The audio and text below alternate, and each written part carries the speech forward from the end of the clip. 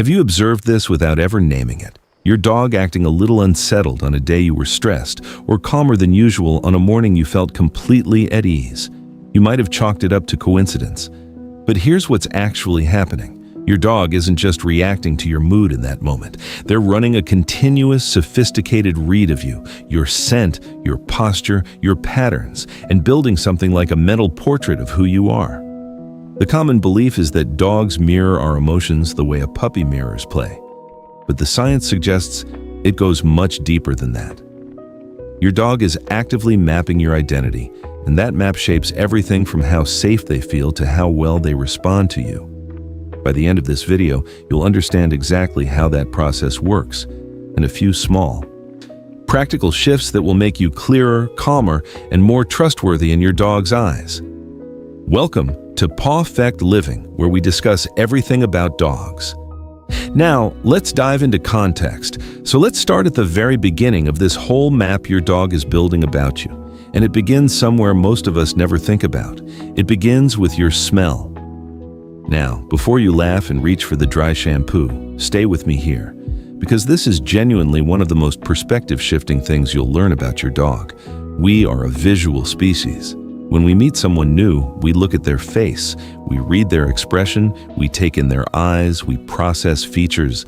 That's how we identify people. That's how we feel connected to them. And because we live that way, we naturally assume our dogs are doing something similar, that when your dog looks up at you from across the room, they're seeing you the way you see yourself in the mirror. But they're not even close.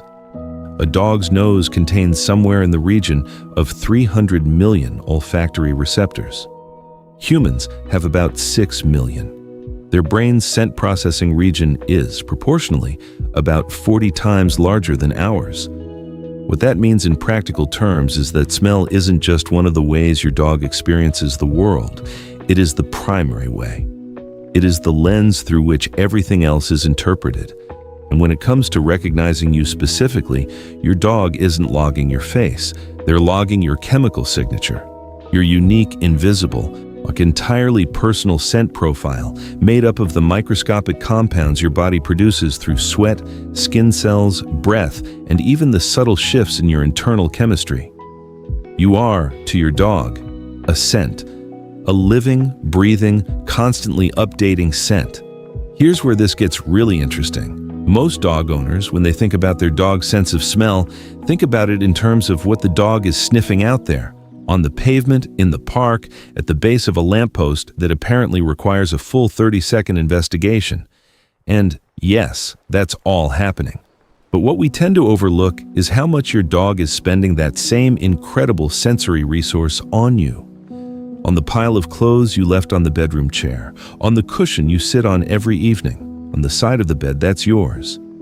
These aren't random choices. Your dog is, in a very real sense, spending time with your scent signature when you're not physically present. Because to their nervous system, that scent is the closest available version of you. This is why, if you've ever come home from a long day and found your dog curled up on your unwashed laundry, the instinct is often to think, oh, they've been naughty, they've gotten into my things. But what's actually happening is something much more tender than that. Your dog found the place in the house where you were most concentrated, where the chemical map of who you are was strongest. And they settled there, not to misbehave, but to feel close to you in the most direct way their biology allows. The practical shift here is a small one, but it matters. If your dog struggles when you leave, if they pace, if they're unsettled, if they whine near the door, one of the most evidence-supported things you can do is give them intentional access to something that carries your scent while you're gone. An old t-shirt, a pillowcase, something unwashed because washing removes the very compounds your dog finds reassuring. Placing that in their crate or their resting space isn't just a sweet gesture. It's giving them a biological anchor, a constant low-level signal that says, you're still here, in the most fundamental way they understand. And once you understand that your dog is recognizing you through chemistry rather than appearance, it reframes a lot of moments that might otherwise feel confusing. That moment when your dog seems to need to sniff you all over after you've been to the gym, or after you've been around other animals, or even after you've had a particularly emotional day. They're not being strange. They're updating their file. They're reconciling the scent map they have of you with whatever new information your body is currently broadcasting. You walked in the door, and the scent signature was slightly different from the last time, so they're checking, calibrating, making sure they still know who you are. You are your dog's most important scent in the world, and they are paying far more attention to that invisible version of you than most of us ever realize. Now, that scent identity is the foundation of the map your dog builds about you. But there's another layer to this, one that has less to do with chemistry and more to do with time, or rather, the very particular way your dog experiences time. Because here's the thing, your dog doesn't have a clock. They don't have a calendar. They don't experience Tuesday differently from Saturday, and they have no concept whatsoever of, "I'll be back in 3 hours." What they have instead is something arguably more sophisticated and definitely more surprising, an exquisitely sensitive internal system for detecting patterns and routine. Think about this from your own life. You've probably noticed your dog starting to move toward the door before you've even thought about going for a walk, or circling the kitchen at the same time every evening even before you've stood up, or becoming subtly restless on a day when your usual schedule was disrupted, even if nothing dramatic happened and nothing in the house looked different. That's not your dog guessing. That's your dog running a continuous, deeply ingrained comparison between what is happening right now and what their internal pattern says should be happening right now. Dogs don't measure your absence in hours the way we assume they do. They don't sit by the door thinking, "It's been 4 hours and 23 minutes." What they experience is the disruption of the pattern, the wrongness of the routine being off. The environmental cues that usually signal this is what comes next, suddenly not leading anywhere expected. And that gap, that mismatch between expectation and reality, is what generates the anxiety. Not the duration, the disruption. This is something that a lot of well-meaning owners accidentally make worse without realizing it. When we come home after a longer day than usual, when we often walk through the door and launch into this extended greeting, apologizing in a way with our energy. We're effusive, we're heightened, we're making up for being gone. And our dogs, who have been in that low-grade state of disruption all day, meet that incoming energy and the whole system spikes. The reunion feels chaotic rather than reassuring. And then we wonder why our dog is wound up when we get home, when actually we've just poured accelerant on an already unsettled nervous system. The reframe here is genuinely powerful. Instead of thinking about how long you were gone, start thinking about how quickly you can restore the predictable sequence. When you walk through the door, lower your energy before you enter. Take a breath on the doorstep, let your dog sniff and settle, and then move directly back into the routine, the feed, the walk, the familiar rhythm of your evening. You're not ignoring your dog. You're actually giving them exactly what their nervous system has been waiting for. Not the heightened reunion, but the signal that says the pattern is back. Everything is okay, we're here again. And in the mornings before you leave, this matters too. The routine before an absence is just as important as the routine after it. A dog who is calm, exercised, fed, and settled before you walk out the door enters that period of absence from a completely different neurological baseline than a dog who is still ramped up from a chaotic morning. The pattern doesn't just live in the evenings, it lives in the whole shape of the day, and your dog is tracking all of it. If this is already making you think differently about how deeply your dog is reading you and your rhythms, tap subscribe.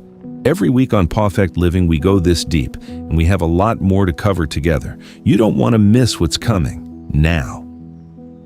We've talked about scent, we've talked about routine, but there's a third layer to this social mirror effect that I want to spend real time on, because in my experience, it's the one that genuinely changes the relationship when owners truly understand it.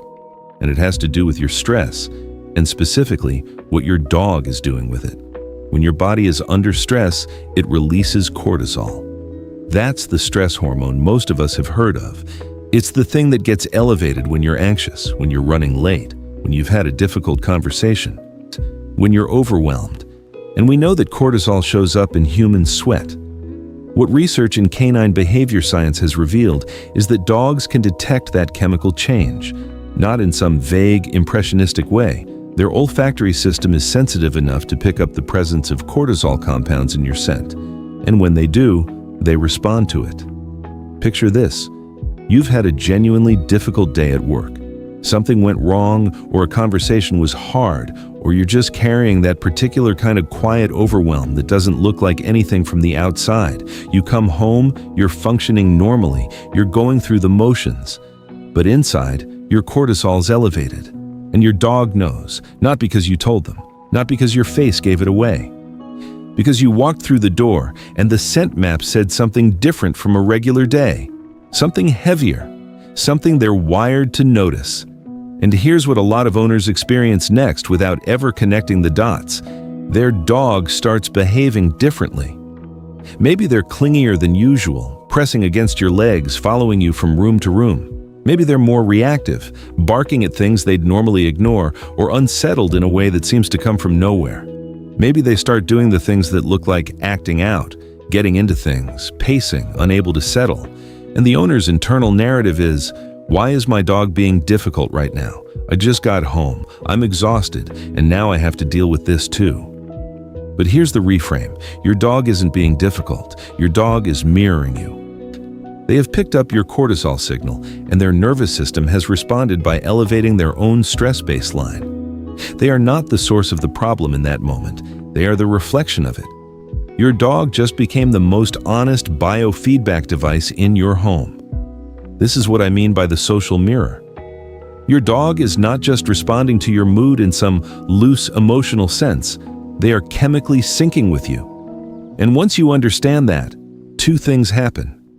First, you stop being frustrated with your dog for being difficult on your hard days, because they are not being difficult, they're being accurate. And second, you gain access to a genuinely powerful tool, the ability to directly influence your dog's nervous system by regulating your own. Dog trainers have known this intuitively for a long time. Before you step into a training session, before you walk through your front door, before you put the lead on for a walk, take a breath. A real one. Drop your shoulders, relax your jaw, slow your exhale. It sounds almost too simple to be worth mentioning, but what you're actually doing is beginning to shift your own cortisol baseline. And that shift registers with your dog within moments of you being near them. They feel it in your posture, they read it in your movement, and they're sensing it in real time. Trainer after trainer, researcher after researcher comes back to the same observation. The calmer the handler, the calmer the dog. Not because the dog is obedient, because the dog is connected to you at a biochemical level. The practical language for this is what's sometimes called handler grounding. And it's not about performing calmness or pretending you're fine when you're not. It's about recognizing that your dog is reading you constantly, and that taking even 30 seconds to physically downregulate before an interaction gives them something stable to mirror rather than something chaotic. You walk into the room differently, you sit down differently, and your dog, picking up that shift, has something steadier to orient toward. This one idea, that managing your own internal state is one of the most direct forms of dog training available to you, is worth sitting with. Because it moves the entire framing of the relationship. It's not about fixing your dog, it's about refining the partnership, and that's a much better place to be. But there's a counterpart to this cortisol story, and it lives at the opposite end of the emotional spectrum. Because just as your stress passes through the relationship in one direction, so does your calm, so does your warmth. And there is actual biology behind why looking at your dog feels the way it does. When you and your dog are relaxed together and you make soft, easy eye contact, not a stare, not a hard look, but that quiet gaze you exchange when your dog comes and sits next to you and just looks at you, both of your bodies release oxytocin. Oxytocin is the hormone associated with bonding, with trust, with social connection. Humans release it with other humans in moments of closeness and affirmation. But research has confirmed that the same loop activates between dogs and their owners. The mutual gaze triggers a shared neurochemical response. You look at your dog with warmth, they look back, and both of your brains register. This is someone I trust. This is safe. This is not a small thing. Oxytocin doesn't just feel good in the moment, it actually makes your dog more open to learning, more receptive to guidance, more willing to engage with what you're asking of them. The bond that's built in those quiet moments of genuine connection is, biologically speaking, the substrate that makes training work. Dogs don't respond well to strangers giving them commands, not because they're stubborn, but because the oxytocin trust loop hasn't been established, the chemical handshake hasn't happened, and without that foundation, learning is much harder. What this means in practice is that those moments that don't look like training, sitting quietly together, a calm evening on the sofa, a gentle pat followed by real eye contact and a soft word. Those moments are actively building the neurological conditions for a better, more responsive relationship.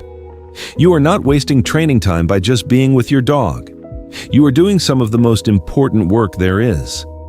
The nuance worth adding here is that context matters enormously with eye contact. In a relaxed, safe setting, that soft mutual gaze is a beautiful thing, a biological conversation that says we know each other, we're good. But in a moment of tension, when your dog is already anxious, when they are uncertain about someone new, when they're reactive on the lead, prolonged direct eye contact reads very differently. In canine communication, a hard stare is a challenge. And pushing eye contact in a tense moment can escalate exactly what you're trying to calm. So the skill isn't just knowing that eye contact builds oxytocin, it's knowing when that exchange is an invitation and when it's an intrusion. Learn to read the difference, a soft blink, a relaxed face, the absence of tension around the eyes, and you'll know when your dog is saying, yes, this feels good versus please look away. Build the bond in the calm moments. Let it carry you through the harder ones. Now let's come back to something we touched on earlier. Your dog carrying your socks around the house, or your shoes, or pulling your jumper off the bed. Because if you've lived with a dog who does this, you've probably had at least one moment of, I don't know whether to find this adorable or go buy a lock for the laundry basket. And here's the thing. The way you interpret that behavior actually matters quite a lot. The instinct for most owners, and it's completely understandable, is to frame it as mischief, as the dog being a bit cheeky, maybe even as some kind of mild payback for being left alone. We anthropomorphize it in that direction because it's the framing that makes the most narrative sense to us. They did something they know they're not supposed to do. They looked a bit guilty when we came in. Therefore, naughty dog. But let's apply what we now know about scent identity and attachment, and the whole picture shifts.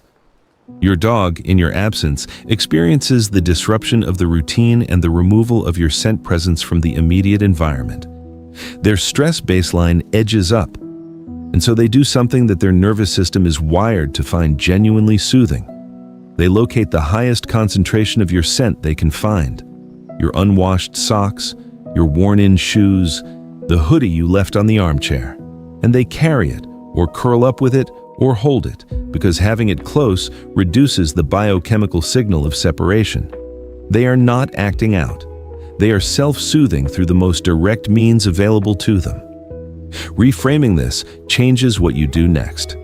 If you come home and find your dog has collected your belongings in their bed and you respond with frustration or correction, you're essentially punishing a dog for missing you, for trying to manage an uncomfortable emotional state with the tools they have. And that confusion, being corrected for a behavior that felt entirely reasonable to their nervous system, doesn't reduce the behavior. It just adds anxiety to the mix. What actually helps is getting ahead of it. Before you leave, give your dog intentional access to a designated scented item, something you've worn, something that genuinely smells of you, in their resting space. You're not giving them the whole laundry pile, you're giving them an anchor, a predictable, approved source of your scent that their nervous system can return to whenever it needs steadying. And over time, combined with everything else we're talking about, the exercise, the routine, the handler grounding, you'll often find the frantic searching through your belongings diminishes, not because you've stopped them, but because you've met the need they were trying to meet themselves. There's a version of this that tips into something that does need attention, and it's worth naming it clearly. Some dogs move beyond the gentle reassurance seeking and into a pattern of genuine separation. Anxiety, panting, destructive behavior, inability to settle at all, distress that begins the moment they sense you're preparing to leave. If that's what you're seeing, that's a different conversation, and it's one worth having with a qualified behaviorist rather than trying to manage alone. But for the vast majority of dogs who carry the odd sock or investigate the laundry pile, this is attachment, not disobedience, and it deserves to be met with understanding rather than correction. And speaking of meeting needs before they become problems, let's talk about the one intervention that does more neurological heavy lifting than almost anything else in this entire picture. Physical exercise, real, get the tongue hanging out, cardiovascular exercise. Because this is where everything comes together. We tend to think of exercise for dogs the way we think of a lot of things for dogs, as a nice extra, something we do when we have time. The walk that gets shortened on busy mornings and extended on weekends when we feel a bit guilty. But here's what's actually happening inside your dog's body when they run, genuinely run, when they're sprinting or chasing or swimming or covering ground at a pace that actually taxes them physically. The same neurochemical process that happens in a human after a long run happens in your dog. Our cortisol drops, dopamine and serotonin shift. The system that was primed and ready for anxiety-driven behavior runs out of the biological fuel it needs to sustain that state. An exhausted dog, genuinely cardiovascularly exhausted, not just bored and lying down, cannot maintain high anxiety. Not because they have decided to be calm, because the chemistry isn't there anymore. The tank that anxiety runs on has been emptied by the exercise, and what fills the space instead is something much more like quiet, grounded contentment. This is why the timing of the exercise matters so much, and why the pattern most owners fall into, which is the long walk at the end of the day, is good for the relationship but actually misses its most powerful application. If your dog struggles with your departures in the morning, if they're restless, if they follow you from room to room as you get ready, if leaving feels stressful for them, the single most effective thing you can do is build real exercise into the morning before you leave. Not a gentle amble around the block, not a sniff-heavy meander that your dog enjoys but doesn't physically challenge. Real movement. A run, a ball session that genuinely gets them panting, something that uses their body at a level that their physiology responds to. And then, feed them. Let them settle. Let the cortisol come down and the body temperature normalize. And then, when you leave, you're leaving a dog whose nervous system is at baseline rather than its starting block. The whole emotional landscape of that separation is different before you've even closed the door. This is also worth holding alongside everything we've talked about today. Exercise isn't separate from the scent map, from the routine, from the oxytocin loop, from the cortisol mirroring. It's part of the same system. A dog who has been well exercised, whose routine is stable, who has a scent anchor in their resting place, who has built a trust loop with an owner who walks in the door with grounded, regulated energy. That dog is living in a fundamentally different neurological environment than a dog whose needs in any one of those areas aren't being met. And the difference shows up in their behavior, in their responsiveness, in the ease of the whole relationship. This is what the social mirror effect actually means in full. It's not just the dramatic moments. It's not just that your dog gets anxious when you're stressed. It's that every single day across every interaction, your dog is running a continuous, sophisticated read of who you are. Your scent identity, your patterns, your emotional chemistry, your gaze, your energy. And they are mapping all of it, building a portrait of you that shapes how safe they feel, how well they learn, how settled they are in your absence, and how deeply they trust you. That map is being updated all the time, which means you have access to it all the time, not through dramatic interventions, not through expensive equipment or complicated training programs, through the small, consistent, daily choices that shape what your dog's nervous system gets to mirror. A calm return, a morning run, a soft look in a quiet moment, a worn t-shirt in their crate, a breath taken at the door before you walk in.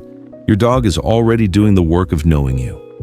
The invitation in everything we've covered today is to be intentional about what you give them to know. When you pressed play on this video, you probably thought your dog had a rough sense of who you are. Your face, your voice, maybe your energy on a good day or a bad one. What you know now is something quieter and more profound than that. Your dog has been building a detailed living portrait of you through your scent, your rhythms, your chemistry, your gaze, and they've been doing it every single day since the moment they met you. You're not just their person. You're their most important source of information about whether the world is safe. That changes things, doesn't it? Not in a way that adds pressure, but in a way that makes the relationship feel a little more mutual, a little more reciprocal. Yes, because your dog has always been paying close attention. Now you can too. So here's the one thing I'd love you to try today. Tonight, when you walk through your front door, pause before you go in. Take one real breath, drop your shoulders, and then walk in, not to manage your dog, just to arrive calmly. Notice what they do. Notice whether the greeting feels any different. That's the social mirror in action, and it costs you nothing but 30 seconds. If today's video resonated with you, come and join the Pawfect Living community. We do this every week. Real science, real dogs, real life. Subscribe and you'll never miss it. Until next time, go be with your dog. They've been looking forward to it.